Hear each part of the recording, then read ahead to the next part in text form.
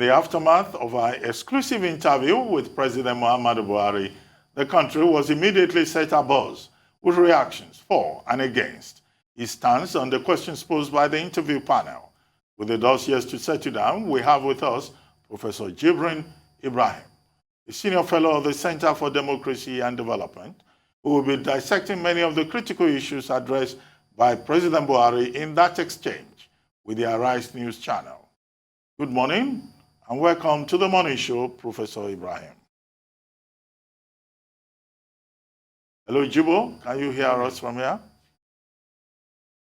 Yes, we can. I can hear you. Yes. Well, thank you very much for joining us. Well, yesterday, the Arise News channel had an exclusive interview with President Muhammadu Buhari. Many Nigerians, even international commentators, have said, well, it was good to hear from the president after, criticisms about him not engaging with Nigeria. But yesterday, he came forward and he addressed some of the issues. You followed the interview. I can assume that.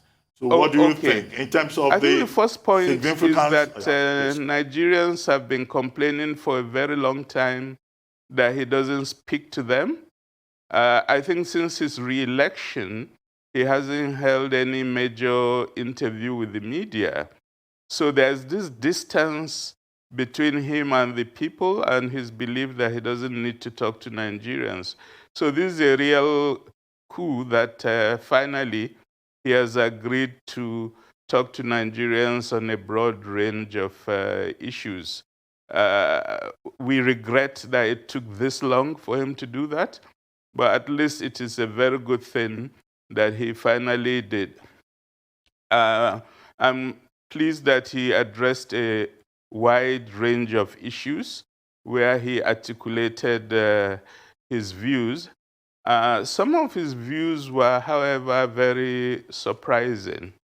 I was struck by his response to the question of direct foreign investments, which has been declining to Nigeria, and his response was that it's the fault of NSAS, and I got quite confused on the relationship between NSAS movement and direct foreign investments. But his key statement on insecurity and the assertion he made that he has now instructed the security forces to deal with criminals causing trouble in the country is something he has said over and over again, that he has now given instructions to the security agencies to do their work. My first question on it is, well, the security agencies are supposed to do their work anyway, not that when an incident happens, then the president gives them directive. So I don't understand the sense of that statement. But in any case, he has been saying that over and over again. I know I've had him over 10 times saying he has now given instructions to the security agencies to do their work.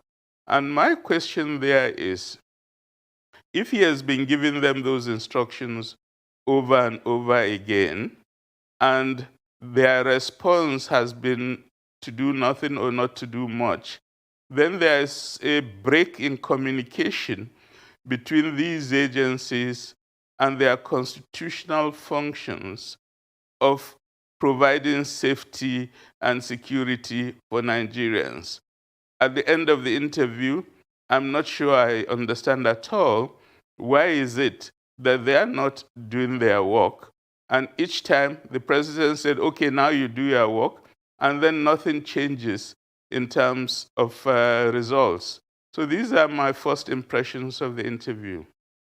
Thank you, Professor. Same here. If I hear the president has given marching orders one more time, I don't know what I'll do. But I wanted to ask you of the I wanted to ask you about some of the misconceptions that this interview has addressed. Some people have now been disabused of the notion that the president is not aware of issues facing the country and that he's not in charge and that he's not able. We can see that he is very much in charge, he's very much aware, and he's hale and hearty. Your comments on that?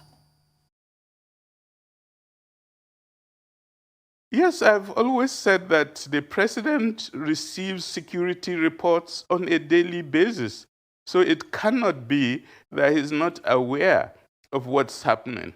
The problem we've always had, and that has been the issue for a long time, is that we don't see the response.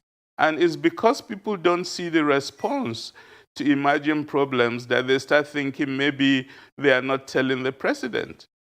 As a political scientist, I'm very much aware that the president receives daily briefings, and for serious security issues, it can be on an hourly basis. So he's certainly aware, he's certainly concerned, and we clearly saw his concern in the interview.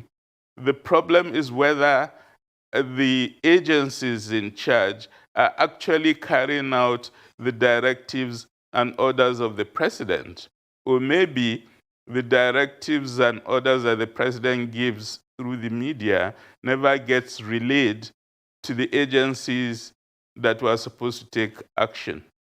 That's maybe where we should check to find out what's really happening. The president did use a phrase, the very highly controversial phrase, once again, we'll treat them the language we'll teach them we'll speak to them in the language they understand.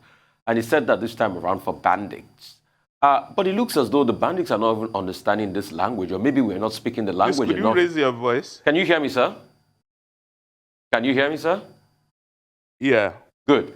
The president used that phrase again yesterday, that we'll speak to them in a language they understand. And this time he said that for bandits.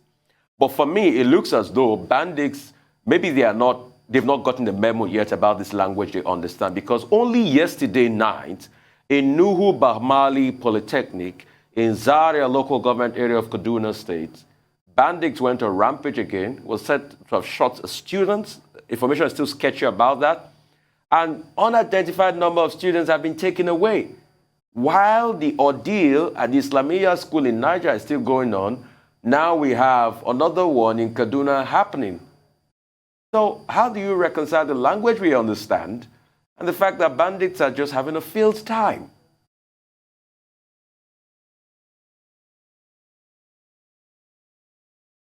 I'm not sure I got the argument you are making. Can you hear me, sir? Can you hear me? Yeah, okay, I can hear you now. Yes. Excellent. The president said we'll speak to them the language they understand. The bandits, he said that. The president's word is pronouncement. It carries a lot of weight in this country. But hours after he said that, less than 24 hours after he said that, bandits went to Nuhu Bamali Polytechnic and they struck in Kaduna again. Are the bandits not getting the memo of the president's words? Well, I think there's clearly a problem with his choice of words. My understanding is that when people engage in criminal activities, when they kidnap people, when they kill people, when they take their property, these are illegal actions. And there are law enforcement mechanisms to relate to such behavior. So when the president talks about using the language they understand, the assumption people have is that the security agencies will use action that are not sanctioned by law to respond, as it were, in kind. If you have criminals doing wrong things, the state and its agencies cannot respond in kind. That is, they cannot use criminal methods or methods not sanctioned by law to respond to them. And that's where I think there's clearly a problem with the way the president has been formulating that specific form of speech. And as you point out, it's not the first time the president has used that language.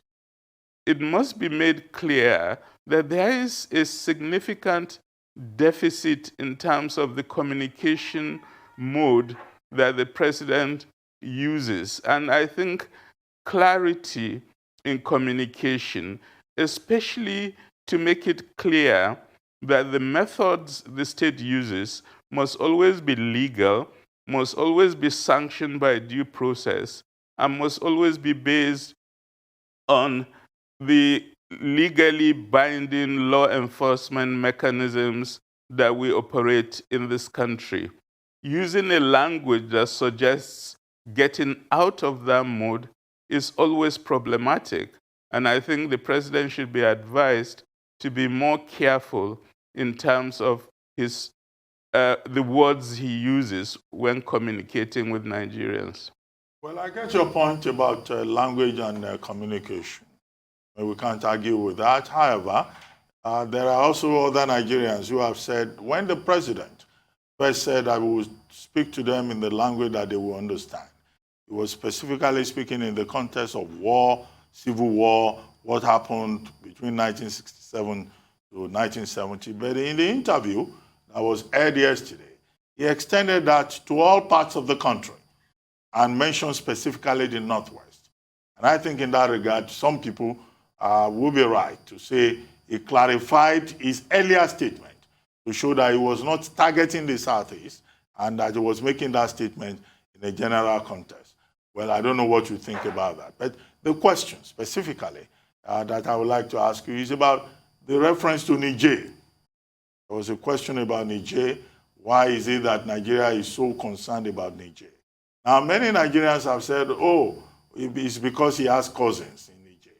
But I was sitting next to him, and the other members of the panel were there, and I thought, correct me if I'm wrong, because you listened to the tape, that he was talking about good neighborliness, one. Two, he was talking about the economic interests of Nigeria.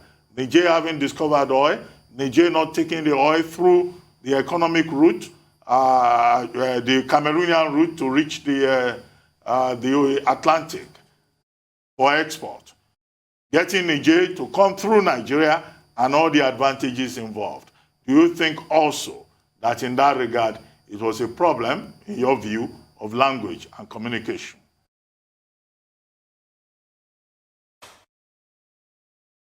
Well, I think the first thing to point out really is that Nigeria is currently in a very delicate context. We live in an age where there is complete lack of trust in government and its activities. Secondly, we live in an age in which there are lots of conspiracy theories circulating on the intentions of government and interpretations of their action and sometimes interpretations of their inaction, all of which suggest that people believe, so many people in so many parts of Nigerians, that the government is involved in the planning and implementation of evil or harm to them and to their brethren. In such a context, modes of communication are extremely important. The regional tensions in this country are extremely high. In the southeast, in the south-south, in the southwest, in the northeast, in the northwest. People are on their nerves, they are on edge. And therefore, how communication occurs becomes a strategic issue, and words must be weighed very carefully. I do not believe that the president is bent on applying civil war tactics to any part of this country. I don't believe that's in his intention, and I don't believe that is what he means. The problem we have is that given the context in the country, people will always make the worst interpretation of words used. And if the president needs one good friend today, that would be a specialist in strategic communication to make sure that words, sentences, and phrases are used in a way where their meaning is clear and they are not subject to multiple interpretations, many of which should be negative. So my general point really on these issues is the crying need for a specialist in strategic communication to make sure the president is constrained to use words and phrases that cannot be easily misinterpreted. Indeed, Dr. Abati's question is spot on, and I was actually going to ask it. It's funny how he said one thing quite clearly, but yet another thing was received, which leads me to his response to the question about devolution of power. He did not talk about the federal government's responsibilities in that regard. He put the onus on the state governors by saying the local government system, the 3 tiers of government that we're supposed to have, the 3rd tier, the local government, is moribund, and how that they're sort of complicit or coerced, I'm not quite sure which one, in corruption, because they're given a letter to sign that they collected 300 million, whereas they collected 100 million. That is an indictment against the governors. When the president of the Senate, Ahmed Lawan, said something similar, essentially saying restructuring should begin at home, he was met with backlash. What is your response to the president's statement with regards to devolution of power? I think our Constitution is absolutely clear that powers of relating to national security, to policing, are federal powers. All the security agencies in this country are under the direct control of the federal government. And therefore, trying to say that state governors need to take more responsibility in a context in which the Constitution does not give them the competence to exercise such powers is not acceptable, and it shows, as it were, a lack of understanding of the country's constitution. I think the point that could be made is that all the 3 levels of government, federal, state, and local governments, have responsibility for governance, and all the 3 levels have not been performing as well as they should. And that is part of the general crisis that has led us to where we are today.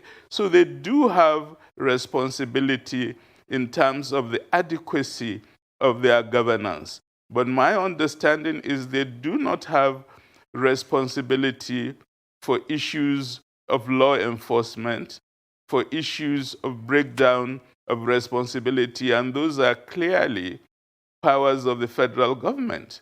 And there's some sort of a contradiction in the president's general communication on this issue. Because on the one hand, he says repeatedly he has instructed the security agencies to do their work. He cannot therefore turn around and say the governors should take charge of these challenges that are being posed in their state. I feel strongly that we have to be respectful of our Constitution, and the president in particular must show the highest respect for our Constitution, which gives him direct charge, direct responsibility for these matters. He cannot say these matters be devolved to other levels of government because the Constitution has not been altered to reflect that. Okay, two things, Prof. Number one will be the question, I think when the question was asked about jobs for young people and the economy and things like that, and he said if young people want jobs, they'll have to behave themselves. I mean, what's your inference from that? Let me say I don't understand what he means by that of behaving themselves.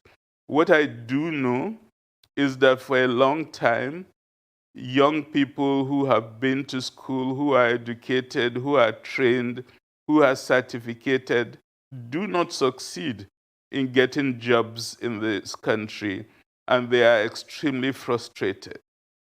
Young people who have not gone to school and who have not been certificated are also in the streets looking for modes of livelihoods, and they are not finding it easy.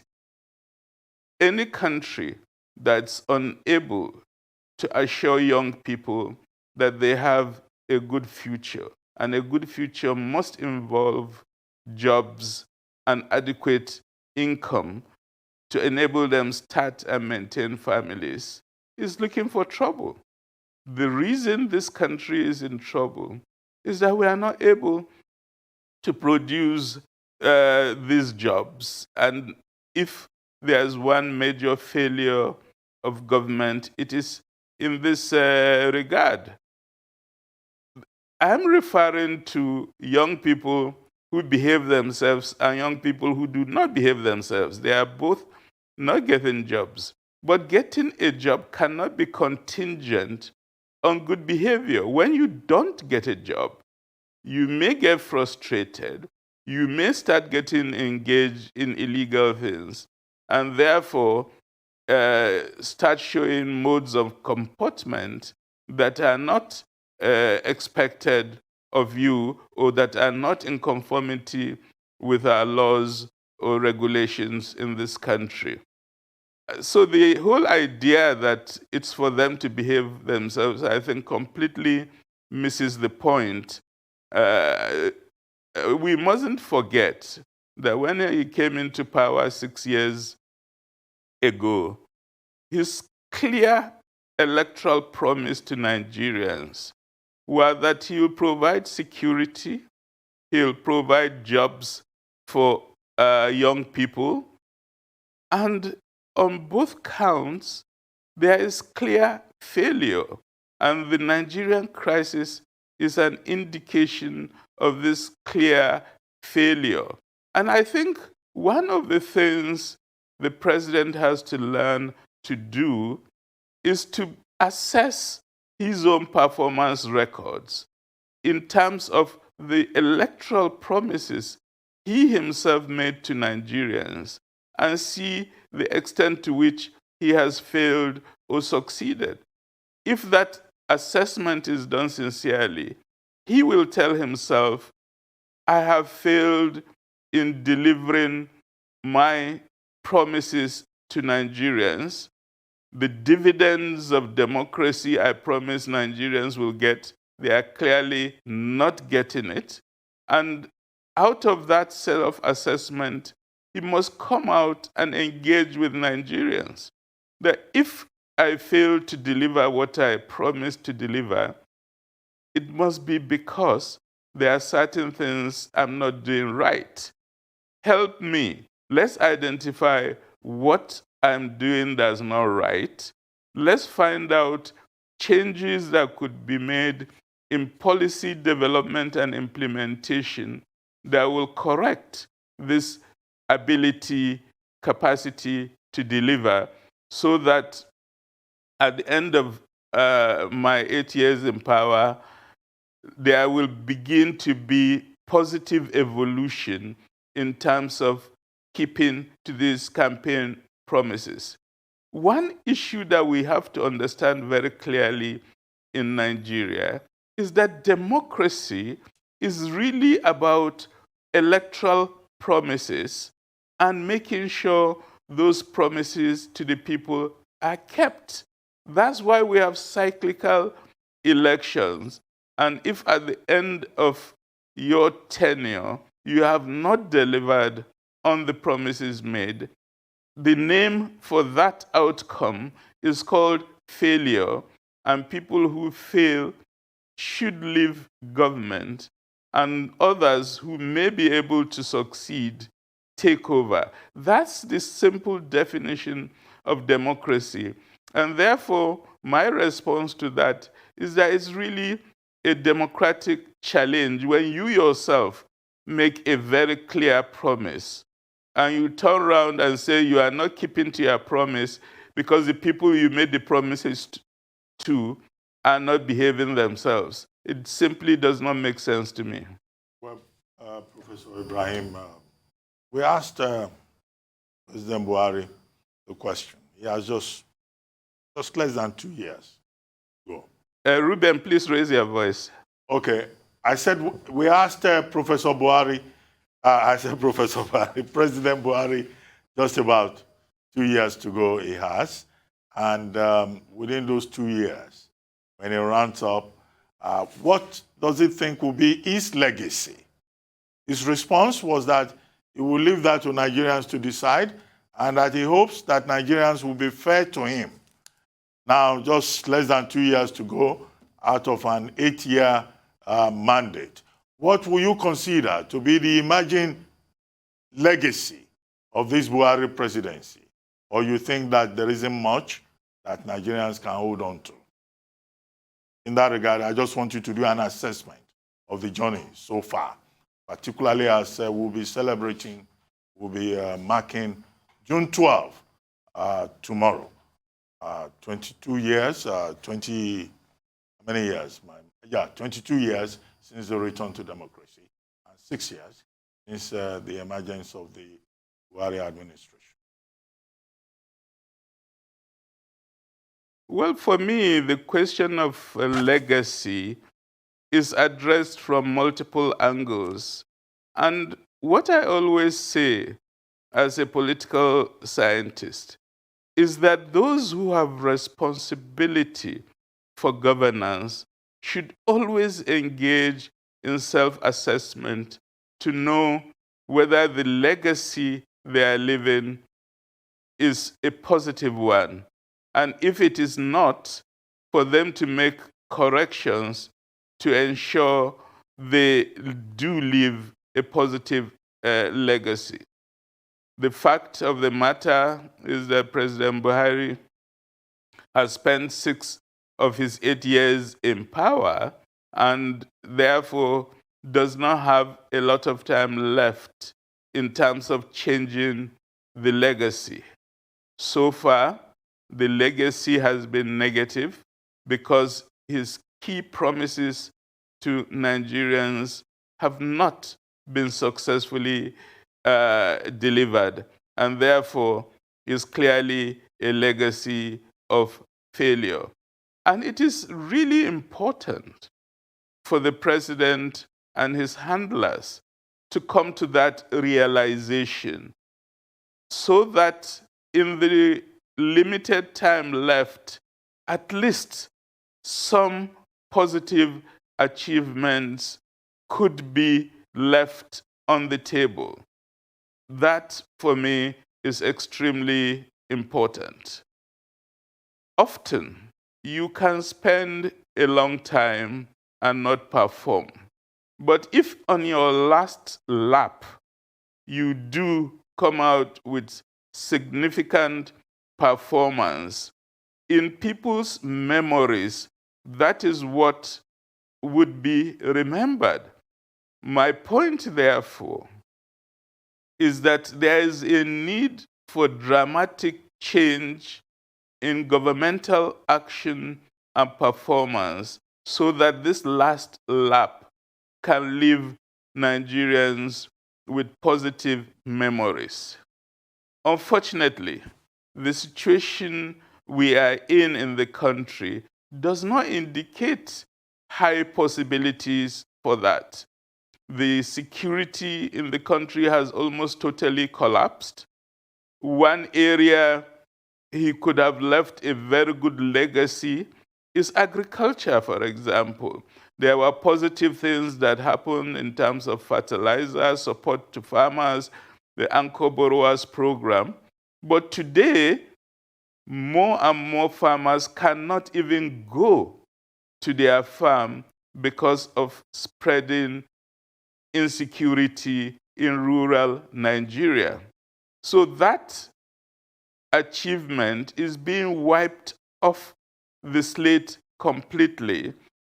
And when I speak of self-assessment, it is for me always with the intention of arriving at a conclusion that my legacy is being eroded, my legacy is not positive, let me correct it so that as I leave the stage in 2 years' time, the memories people have would be positive, at least in some sectors.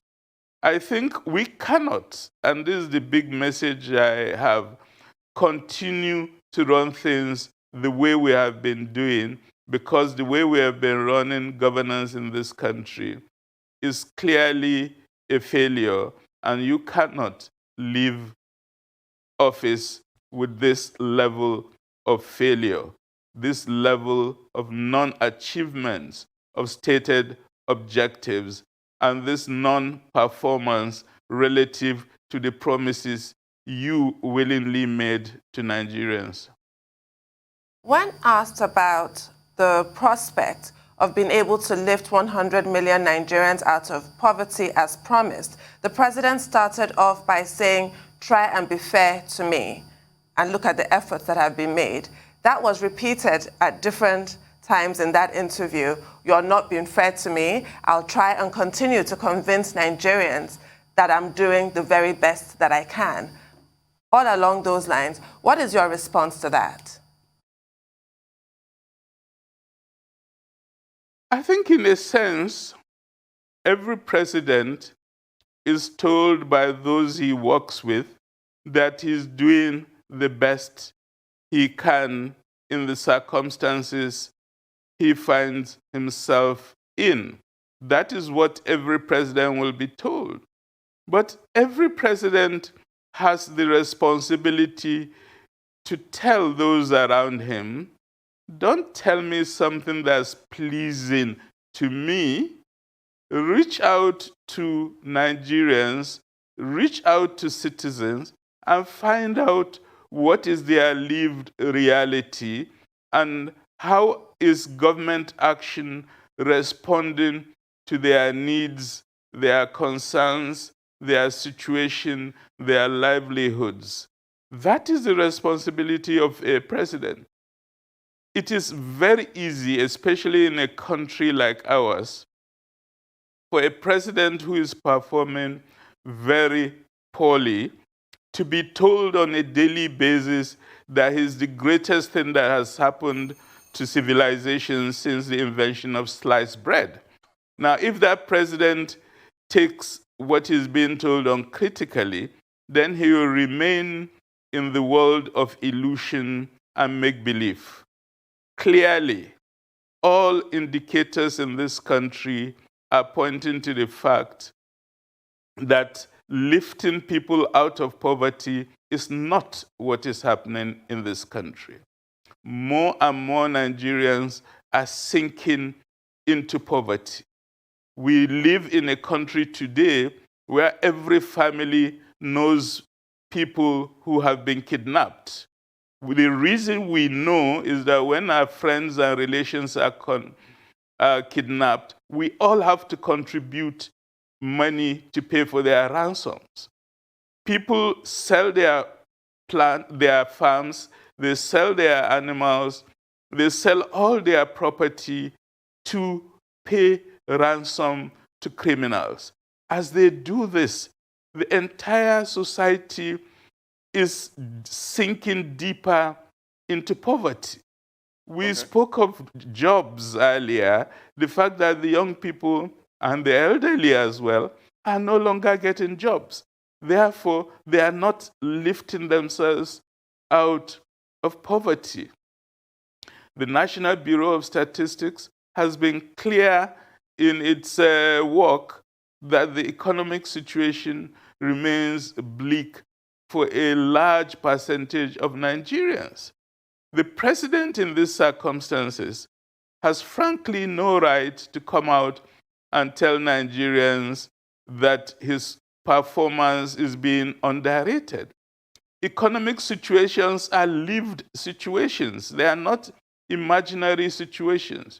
And when improvements occur, they are seen, they are clear, and they cannot be hidden. And if everybody is saying their circumstances is very difficult, is not improving, and for most people it is actually worsening, then it cannot be that the president is performing. My statement to people who exercise power, and that's what I always tell my students, is that the seriousness of governance is always determined by the capacity to be critical. Self-criticism is very difficult, but it is essential if you have political responsibility. The belief that the president apparently has is that he's doing very well, but his enemies, as it were, are painting him as somebody who's doing poorly, cannot be correct, cannot have any basis in fact. And I think we must continue to tell the president, if we are complaining as citizens of this country, it is because your performance is below par. Our expectation that poverty will reduce is not happening. Our expectation that jobs will be created is not happening. Our expectation that governance will not lead to the marginalization of Nigerians is not happening. And that's why we are upset. That's why we are bitter. And above all, that's why we are calling for change. Thank you so much, Prof. Really appreciate you for your time, and thanks for your insight as always. Dr. Bati? Dr. Bati? Well, Jibo, before you go, I was going to just ask you one question. One of the issues that came out of that interview that people have been responding to is that, one, the president said that the zoning within the All Progressives Congress is not something that somebody will sit in Lagos and determine. And he made a point that, look, that's not the best for the party. That is the party that will determine what will happen going forward. And he also was very careful talking about, the zoning of the presidency within the party. Do you want to make a comment on that? Because some people have seen that as a comment on certain personalities within the party and on internal democracy. My view on that is that we live in a time in which there is a lot of regional, zonal, ethnic, and religious tensions in this country. They are really at their height.